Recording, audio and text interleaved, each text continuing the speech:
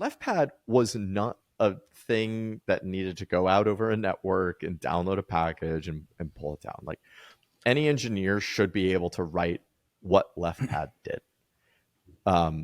Absolutely. Or copy paste the function. It was like that. Yeah. Because I mean, you can use somebody else's code with a little copy paste. Yeah. And remove that dependency. Yep. And not because you can't trust the author, but because we cannot trust the network, right? That's the problem with NPM. We can trust the authors in most cases, but we cannot trust the network into the future. You can maybe trust it today, but you cannot trust the network tomorrow.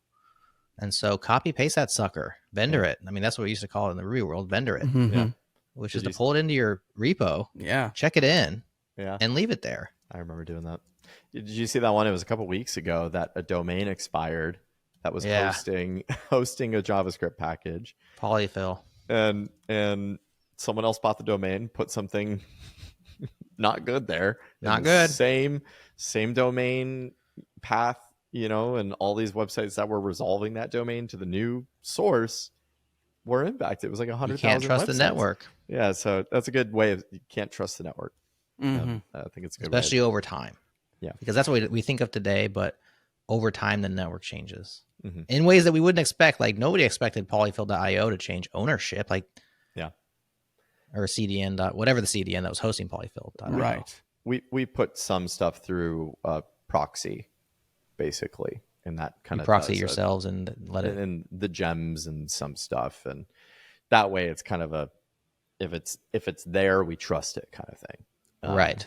And if you try to pull something else in a bundle install, yarn install, whatever it is, go get it goes through there, and if it's not there, then it kind of triggers why are you trying to get something that isn't in this? And this is a proxy that you guys run. Yeah. Yes. Yeah. Is this like an Artifactory kind of thing where you pull? Yeah, it's some other. I forget the exact.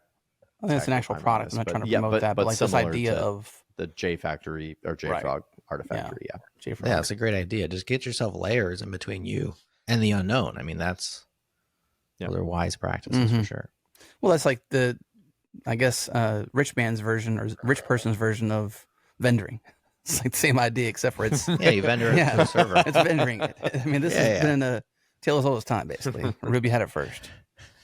Well, like I said, what's old is new again. Yeah, exactly. We're going to go back to all these ideas in some way, shape, or form. We're going back to thin clients, apparently. So, well, I mean, I think even that too, you have to have an incident like this, to have a discussion like this that says these older ideas that were probably pretty good, maybe at the time it was like less modern to do it. Now it's more modern. So maybe but I suppose to your point, Jared, with your meme, like I deployed software today, so it's modern, right? Like, what didn't you have a meme out there somewhere? That's like just mostly a gripe, like people.